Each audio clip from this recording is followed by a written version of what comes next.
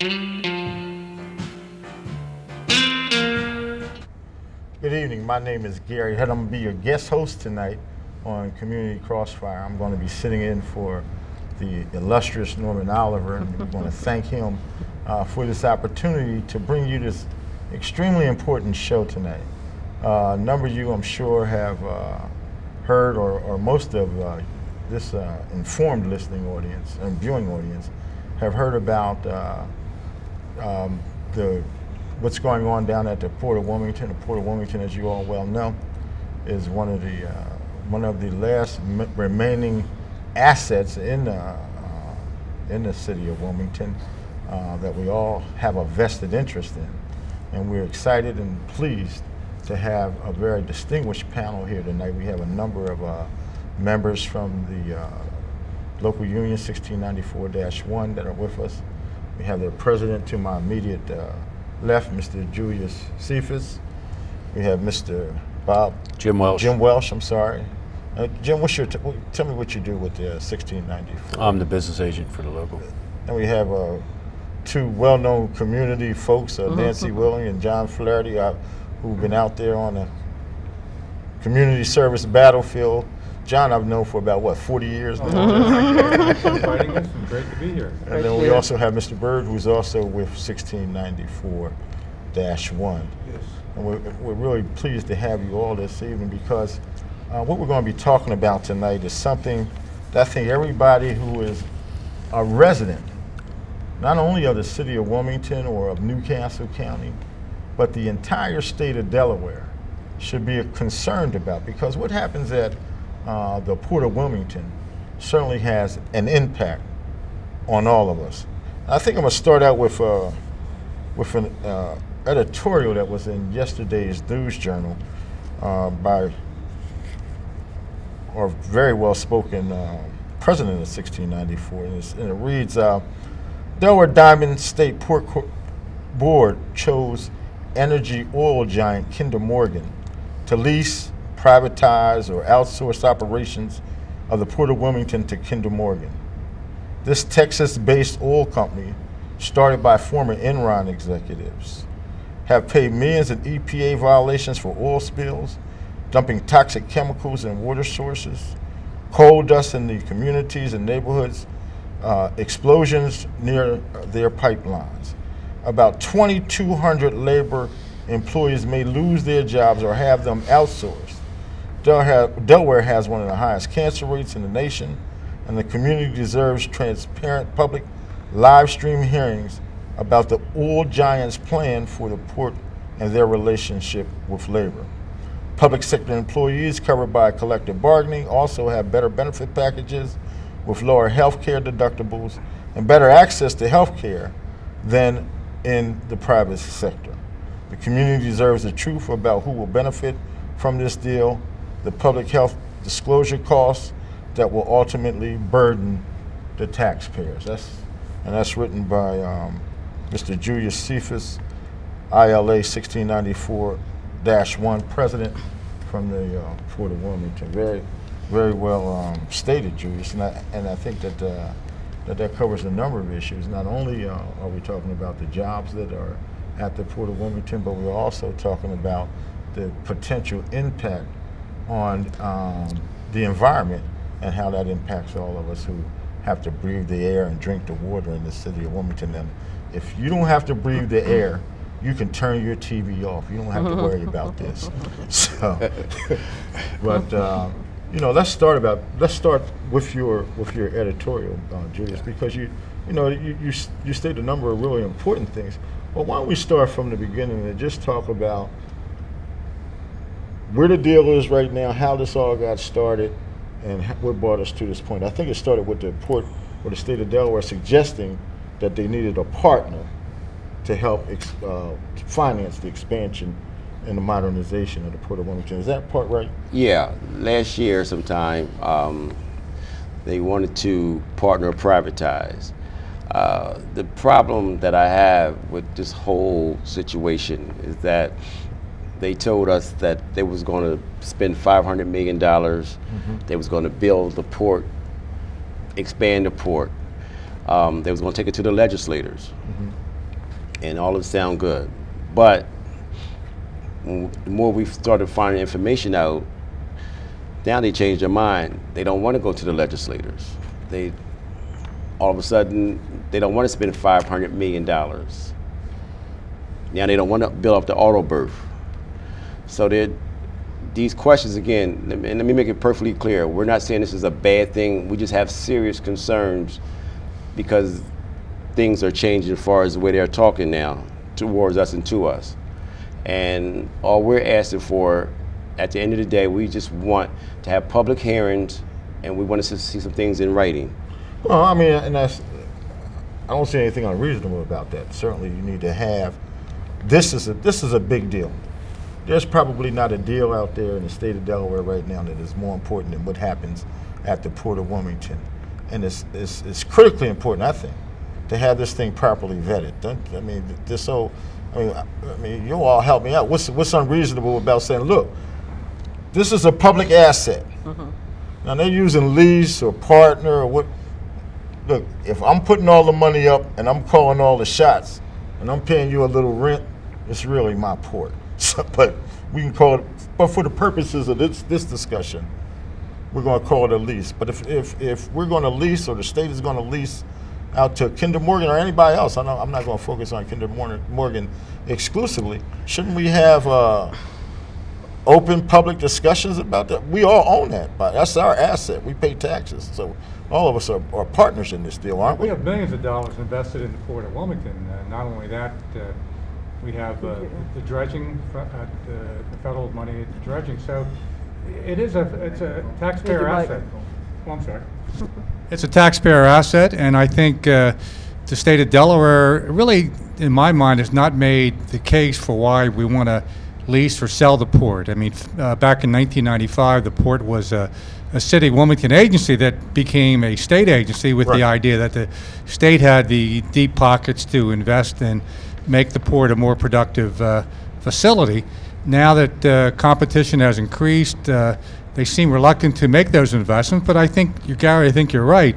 We need to have a public process here. We need to have public hearings indicating why we're selling it, and two, what are the parameters if we do lease it to Kinder or anybody else. The public needs to be brought in as a partner. We're already there as a partner with taxpayer funds, and I think we need to be a full partner if there's going to be any effort to divest ownership in that port into somebody else. And I think so far the state seems to be leaning the other way, and I don't think that's the right way to go.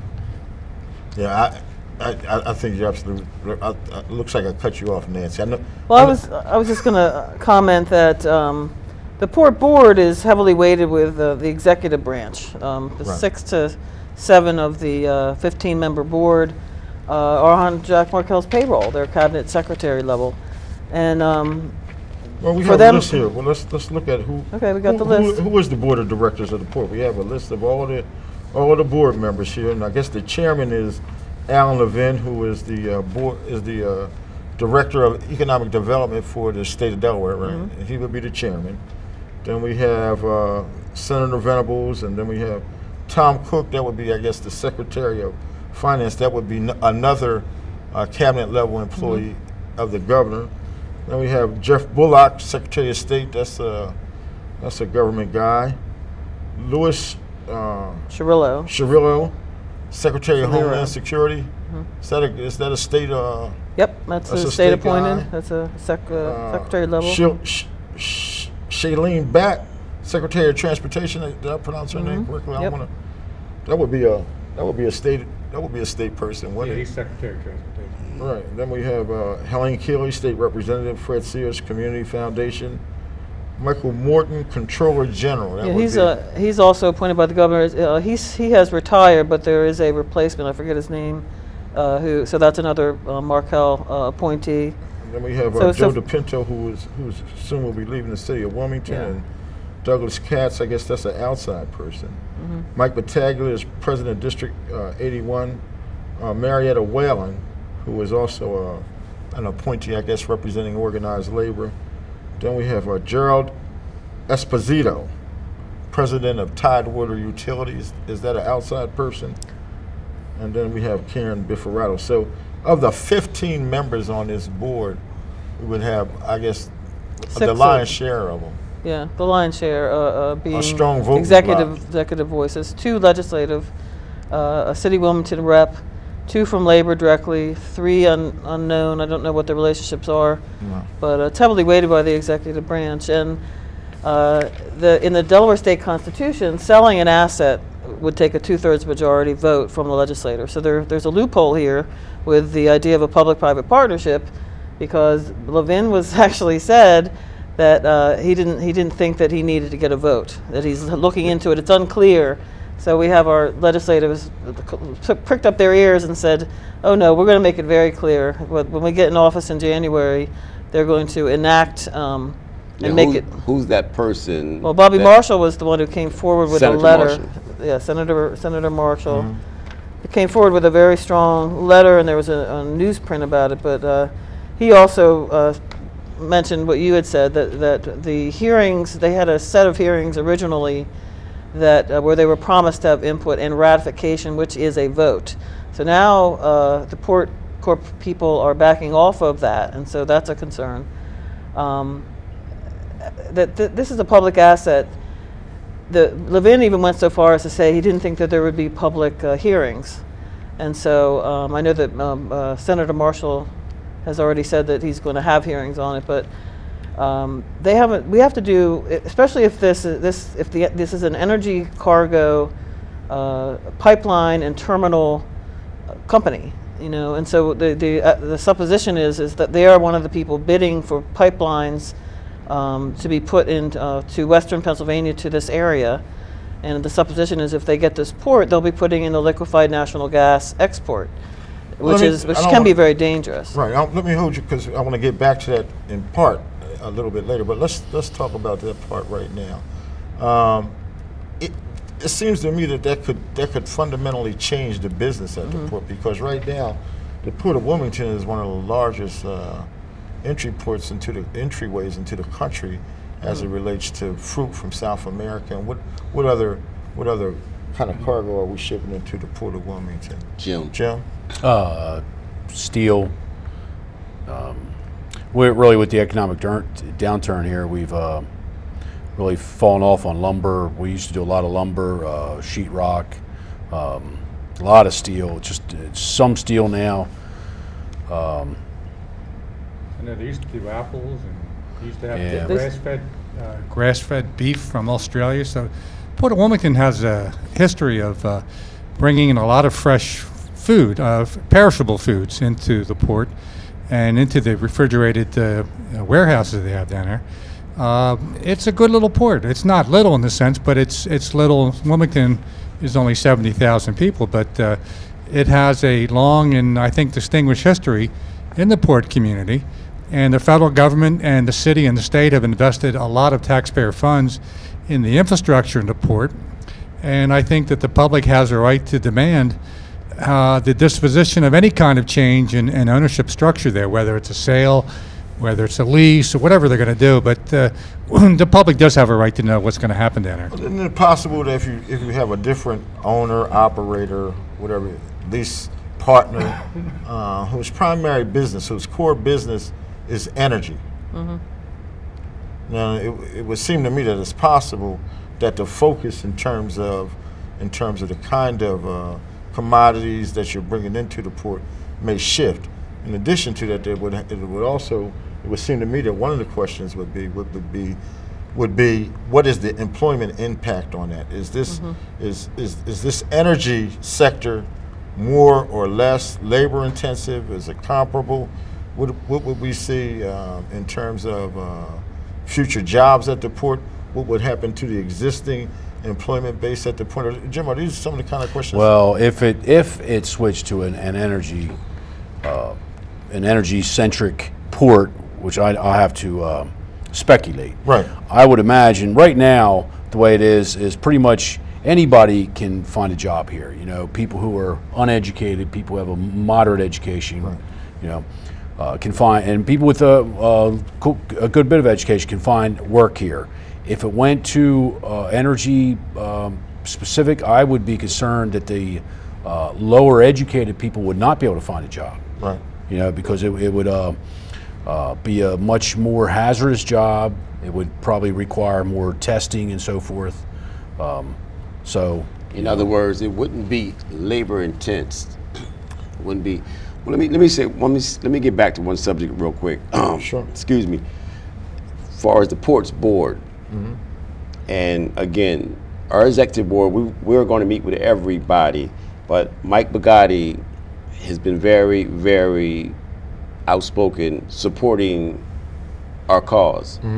Out of everybody on the board, so far, Mike Bugatti is the one who's really been in our corner. Now, we're going to meet with everybody. Right. And we're going to take all the information we have. Like, I'll give you a good example. Today, I talked to Sam Latham, and I asked Sam to appear because I've been getting a lot of phone calls. Where's Sam? Where's Sam? Sam told me today that he would like to meet with the executive board to see what information he has before he makes a decision. And what we're going to do as executive board committee, we are going to meet with everybody, and we're going to bring you a report card back, and we're going to let you know who's with us and who's not. And when I say us, I mean the community. So if anybody's trying to hide, we won't allow it to happen. So that's where we at with as far as the board members and as far as Sam Latham at the time, because again, I'm getting a lot of phone calls, and he said once he meets with us, and he'll make his decision. Yeah, but I think what you're asking about here is everybody to be consistent. Certainly, if Sam with the AFL-CIO wants to hear what your concerns are, that's fair enough. But certainly, if you have concerns that you want to be raised with the General Assembly and with the Diamond State Port Board, those concerns need to be vetted as well. I mean, which I guess what I'm hearing you all talk about is an open process. If you have an open process, everybody gets a chance to have their concerns raised, and you enter into whatever agreement you enter into with your eyes wide open, and everybody is kind of clear about what the terms and the conditions of the deal are. It would seem to me that's the way you would like to do business in a. Absolutely. You know, we've been speaking with legislators for a while, and they've all told us, don't worry, this will all have to come up for a vote. Right. And so this recent news where Levin states that they may not have to bring it up for a vote, they're having lawyers look into it, is very troubling to us. Right.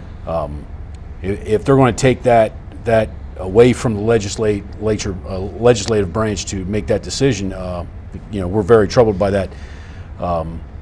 I don't see how it can be done. You know, on TV shows you'll hear on lawyers in court, they never ask a question without knowing the answer. Right. So I'm thinking if they said this, if they stated this, they probably already have lawyers who have given them a legal opinion saying you don't have to take it in front of the legislature.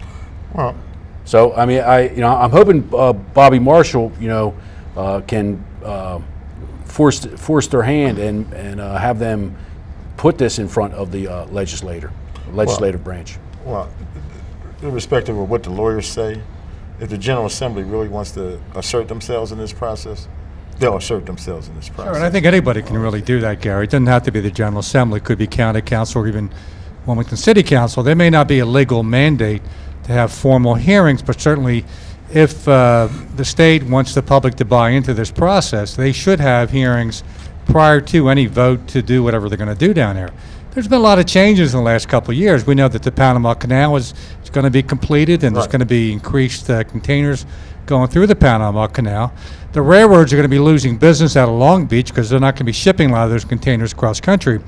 The railroads are picking up a lot of business from the oil in North Dakota.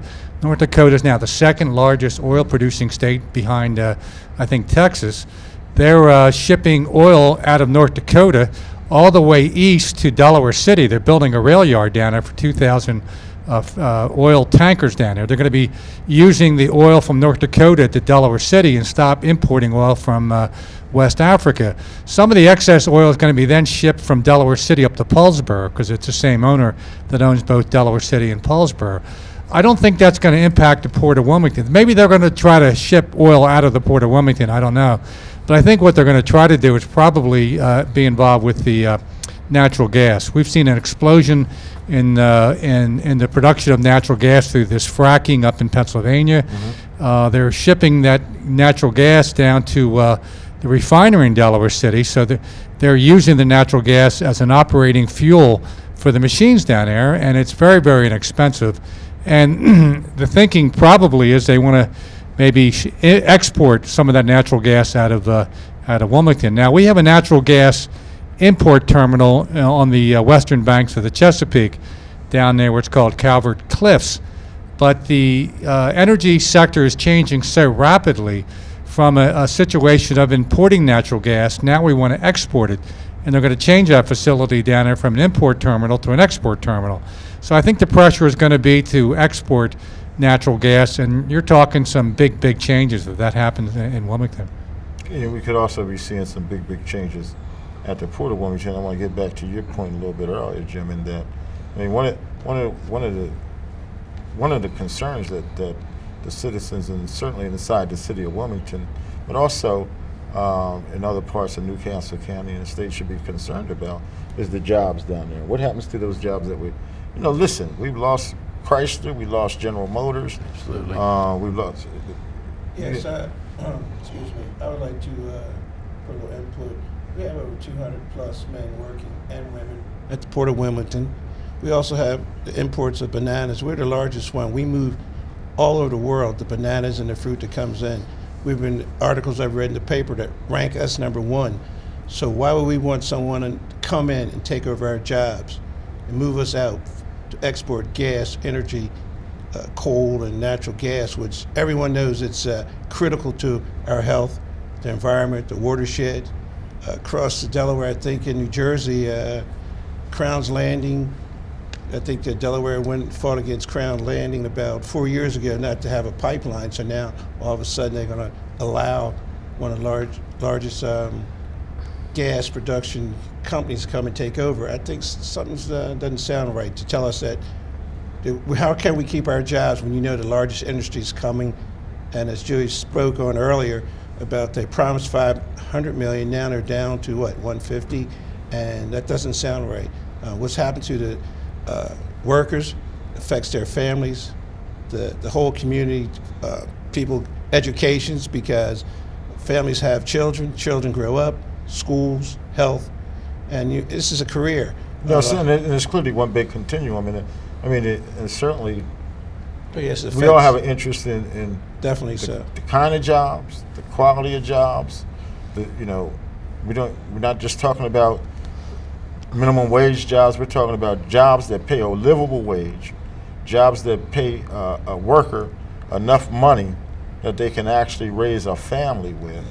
So we're not, and those kind of jobs are starting to shrink in our community. So jobs keep stability.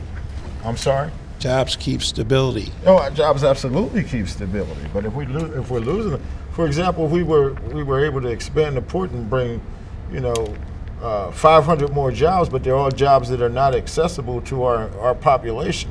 What's the public benefit of that? Help me out with that. Now, I want to go back to you. You said that there's going to be big changes, and all I'm trying to do as a president is to inform the community, let everybody know what's going on, because I've been elected to do our job and let people know what's going on. And to me, what I'm seeing is a backdoor cigarette smoking nighttime deal. Now, you promised us in the beginning last year that you were going to take it to the legislators, vote on it. What's changed? It's a lot of things have changed, and again, that's our concern. So last year it seemed like everything was above board, and everybody wanted to talk about all the details of this deal. They said that last year, but once the day that they awarded the company, then everything changed. I'll give you another example. We had a board meeting when they announced who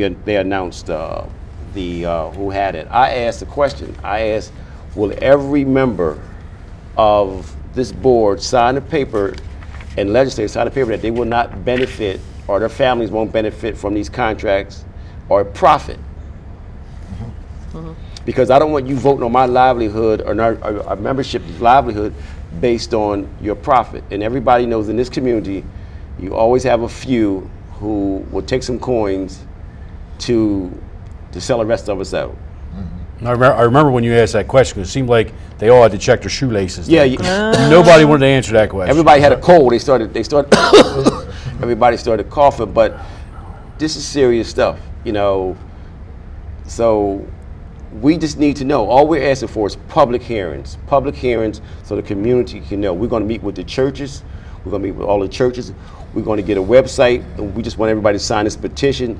And all it's saying is that we want to have public hearings. The state also gets $31 million in taxes off the Port of Wilmington, and they say that they lose at $3 million. You're making 31. Yeah, I want to touch on that, because what's troubling to me is every newspaper article in the news journal that I've read about this potential takeover, lease, partnership, whatever you want to call it, they constantly put in there how the port has lost money since 2002. Right. Has run a deficit since 2002. Right. Well, lo and behold, after 9/11, the port was forced upon them by federal rules, unfunded security mandates. Right. And then all of a sudden we start losing money. Right. And but this is not fleshed out, you know, in these articles. So yeah, I'm concerned that it leaves the idea in the public eye that somehow they're losing money because of labor.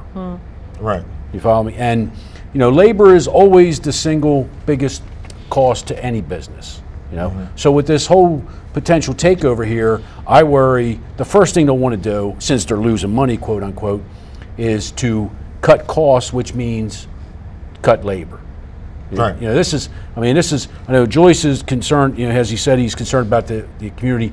My concerns as business agents are a little more parochial. I'm worried about my existing members and the jobs that we have. Well, let's talk about your existing members, because from what I understand is that the Kinder Morgan, for example, if they do work out this deal, that Kinder Morgan nationally does not recognize the master ILA contract. So is that true or no? Is there a possibility? This is my understanding. Reduction in wages. They do not understand. They do not recognize the master contract, but that may or may not be an issue with us because our local does not work under that master contract. We work under a local contract with the DSPC. Okay. And What about the pensions, Jim? Let me get to, and they would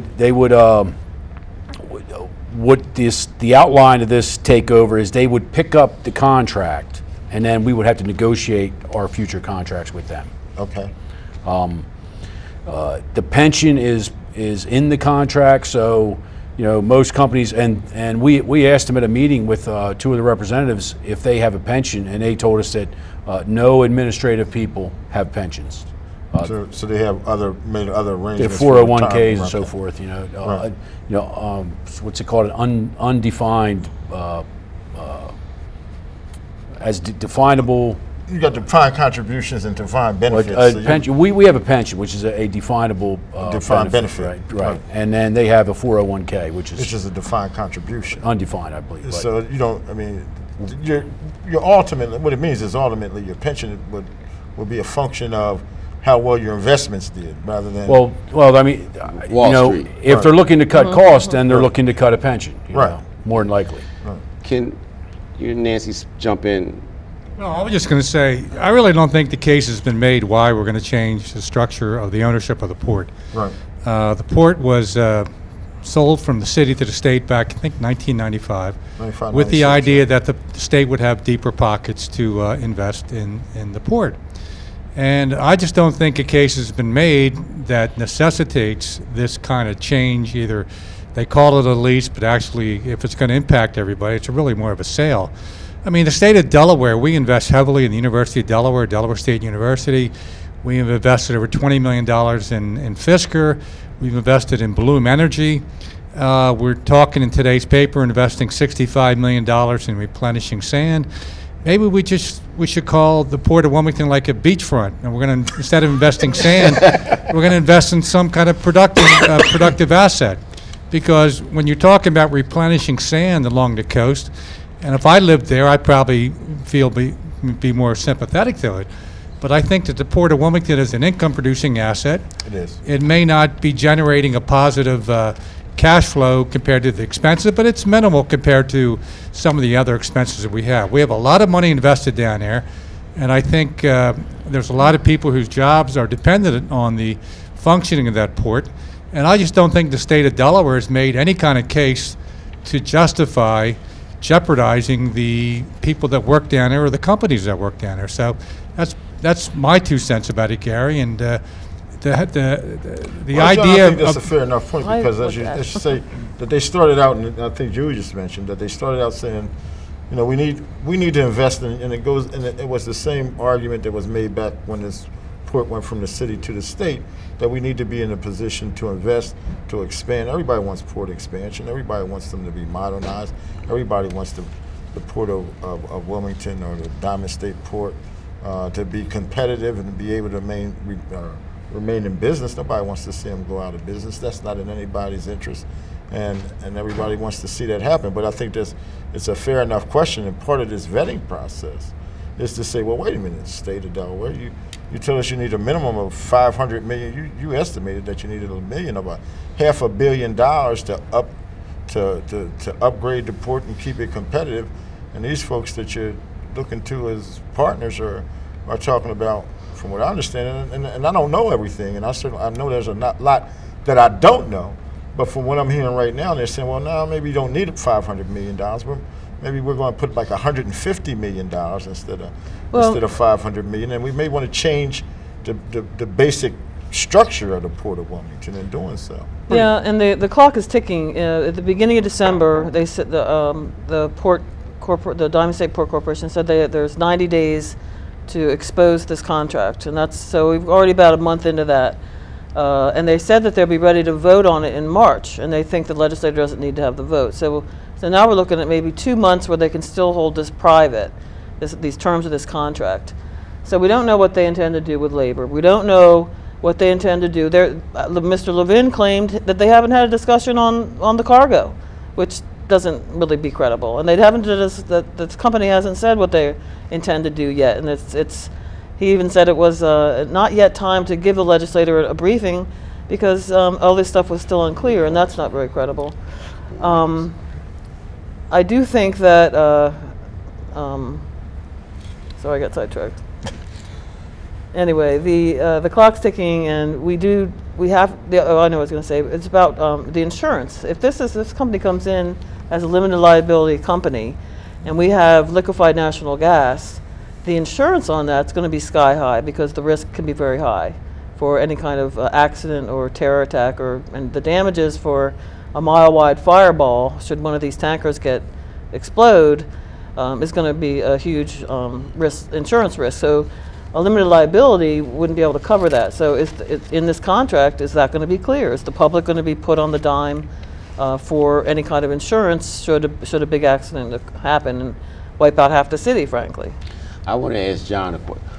What do you think as far as environmental? I mean, because about Kendall Morgan's environmental record, it's not good. What's your opinion on the environmental record with Kendall Morgan? Well, we need to have some hearings on it. We need to know why does the state want to sell this asset? Who are the interested people that want to come in? And if Kendall Morgan has a good or bad environmental record, we have a right to know that. And that all should be part of the public process. They should make a case why we need to have this change in ownership structure at the Port of Wilmington, what it entails for the public. Mr. Byrd talked about the Crown Landing project up across from Claymont a couple of years ago. It would have been in New Jersey, but the pier would have been in the Delaware River. Delaware owns that. But the deal is that when you have liquefied natural gas tankers coming up the river, the Coast Guard mandates a safety zone. I think it's about a quarter mile in front and half mile behind and hundreds of yards on each side. And nobody can go up or down a river when you have that. So effectively, if you have liquefied natural gas vessels coming up the river, if you depend on the port for any other kind of business, if you're looking to import oil or bananas, whatever, those cargoes can't come up because of the safety concerns of a liquefied natural gas facility. So I don't know whether that's part of the equation here. Maybe it isn't, but I think this whole process has been shrouded in secrecy, and I think we need to know a whole lot more about the justification for this change from city to state to Kinder Morgan prior to any kind of vote by the state legislature, and I don't think they've done that yet. And Kinder Morgan does already own ports in New York, Pennsylvania, nearby in Philly area, and in Maryland. So how is it making us more competitive to draw in a partner who would have a monopoly? But John's point about this incredible mandate to have a safety secure zone around any tanker, we don't even know if we're getting LNG, but we can imagine that we are getting this liquefied natural gas export business going. That may explain why they want to get the Delaware port, because they couldn't have it come to Philadelphia without interrupting Delaware port business as it stands. So are we going to give up our fresh vegetable, our wonderful fresh fruit business that comes into this area? It's the biggest, with this huge investment in refrigeration, just so this energy cargo can have an advantage. That doesn't seem like it's a reasonable to me. We're going to go to the phones. We're going to go to the phones in a minute, but one of the things, I do have Kinder Morgan's environmental record, and it's not good. No, it isn't. It's terrible with all the coal dust right now. People live in Rosegate, Oakmont, Simon's Garden. They see the dust down all over their houses and cars. It would triple. Also, they have explosions, lawsuits, wrongful death, and one of the big things right now, they just got sued by the Department of Labor because they didn't pay over 4,500 workers overtime. And so again, if this is a good deal, we just concerned that they're trying to change the way they do things, and we're very concerned about it. Anytime a government agency puts out a RFP or a bid, they generally use language in there that says to the lowest responsible bidder. So you always want to know that the person that you're doing business with are responsible people. So one of the ways that you determine whether or not they're responsible people or not is you look at their track record. Now, I don't know the answer to some of these questions, but again, if you have an open process where you vet all of these things, those are some of the kinds of questions that you need to ask. You need to know whether or not they have a poor safety record. You need to know whether or not they've been, irresponsible